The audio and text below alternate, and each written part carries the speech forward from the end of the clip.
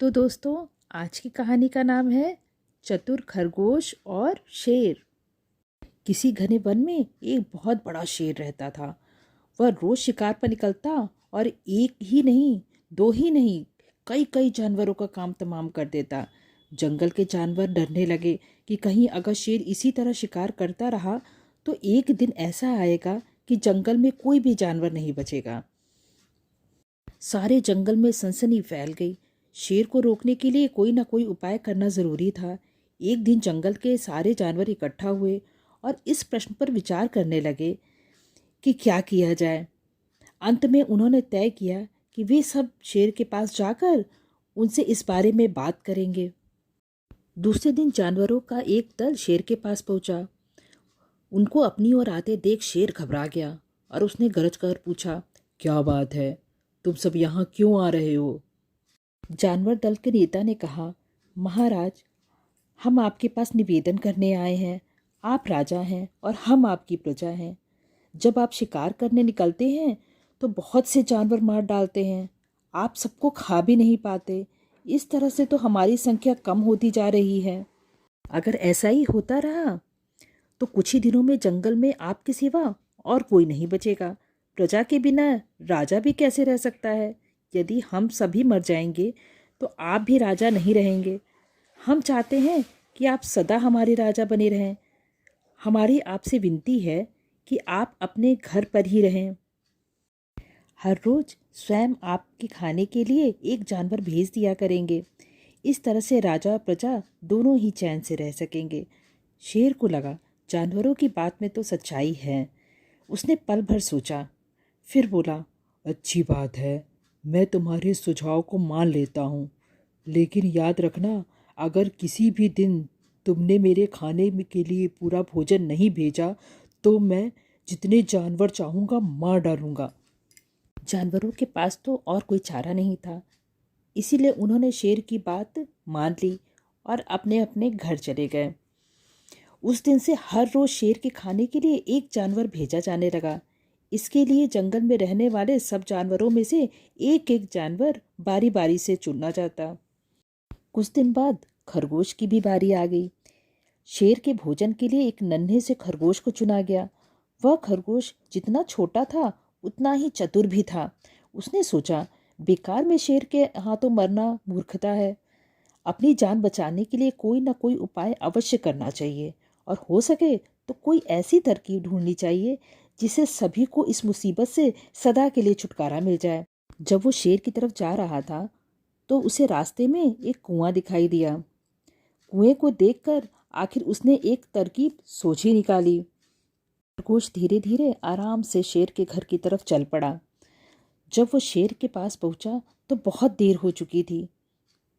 भूख के मारे शेर का बुरा हाल हो रहा था। जब उसने सिर्फ एक छोटे से खरगोश को अपनी ओर आते देखा तो गुस्से से बौखला उठा और गरज कर बोला, किसने तुम्हें भेजा है? एक तो पिद्दी जैसे हो, दूसरे इतनी देर से आ रहे हो। जिन बेवकूफ़ों ने तुम्हें भेजा है मैं उन सबको ठीक करूँगा। एक एक का काम तमाम ना किया तो मेरा नाम भी शेर नहीं। नन्हे खरगोश ने आदर से जमीन तक झुककर कहा, महाराज, अगर आप कृपा करके मेरी बात सुन ले तो मुझे या और जानवरों को दोष नहीं देंगे। वे तो जानते थे कि एक छोटा सा खरगोश आपके भोजन के लिए पूरा नहीं पड़ेगा, इसीलिए उन्होंने 6 खरगोश भेजे थे। लेकिन रास्ते में हमें एक और शेर मिल गया। उसने 5 खरगोशों को मार कर खा लिया। यह सुनते ही शेर दहाड़ कर बोला, क्या कहा? दूसरा शेर? कौन है वो? तुमने उसे कहाँ देखा? खरगोश बोला, महाराज, वह तो बहुत बड़ा शेर है। वह जमीन के अंदर बनी एक बड़ी गुफा में से निकला था। वह तो मुझे भी मारने जा रहा था। मैंने उससे कहा, सरकार, आपको पता नहीं कि आपने क्या अंधेर कर दिया है। हम सब अपने महाराज के लिए भोजन के लिए जा रहे थे, लेकिन आपने उनका सारा खाना खा लिया है। हमारे महाराज ऐसी बातें सहन नहीं करेंगे। वे जरूर यहाँ आकर आपको मार डालेंगे। इस पर उसने पूछा, कौन है तुम्हारा राजा? मैंने जवाब दिया, हमारा राजा जंगल का सबसे बड़ा शेर है। महाराज ऐसा कहते ही वह गुस्से से लाल पीला होकर बोला, बेवकूफ़, इस जंगल का राजा सिर्फ मैं हूँ। यहाँ सब जानवर मेरी प्रजा हैं। मैं उनके साथ जैसा चाहूँ वैसा कर सकता हूँ। जिस मूर्ख को तुम अपना राजा कहते हो, उस चोर को मेरे सामने हाजिर करो। मैं बताऊंगा कि असली राजा कौन है। महाराज, इतना कहकर उस शेर ने आपको लिवाने के लिए मुझे यहाँ भेज दिया। खरगोश की बात सुनकर शेर को बड़ा गुस्सा आया। वह बार बार गरजने लगा। उसकी भयानक गरज से सारा जंगल दहलने लगा। मुझे फौरन उस मूर्ख का पता बताओ, शेर ने दहाड़ कर कहा। जब तक मैं उसे जान से न मार दूं, मुझे चैन नहीं मिलेगा। बहुत अच्छा महाराज, खरगोश ने कहा।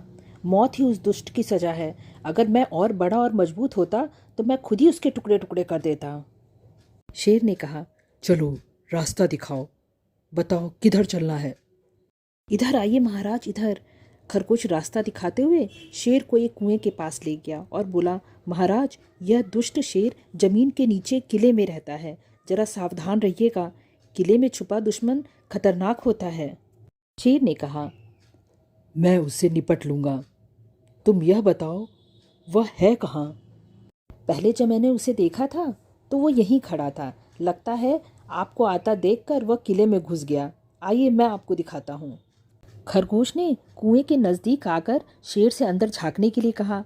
शेर ने कुएं के अंदर झांका तो उसे कुएं के पानी में अपनी परछाई दिखाई दी। उसे लगा कि ये वही दूसरा शेर है और परछाई को देखकर वह जोर से दहाड़ा। कुएं के अंदर से आती हुई अपने ही दहाड़ने की गूंज सुनकर उसने समझा कि दूसरा शेर भी दहाड़ रहा है। दुश्मन को तुरंत मार डालने के इरादे से वह फौरन कुएं में कूद पड़ा। कूदते ही पहले तो वह कुएं की दीवार से टकराया, फिर धड़ाम से पानी में गिरा और डूबकर मर गया। इस तरह चतुराई से शेर से छुट्टी पाकर नन्हा खरगोश घर लौटा। उसने जंगल के जानवरों को शेर के मारे जाने की कहानी सुनाई। दुश्मन के मारे जाने की खबर से सारे जंगल में खुशी फैल गई। जंगल के सभी जानवर खरगोश की जय जयकार करने लगे। तो इस कहानी से ये सीख मिलती है कि घोर संकट की परिस्थिति में भी हमें सूझबूझ और चतुराई से काम लेना चाहिए।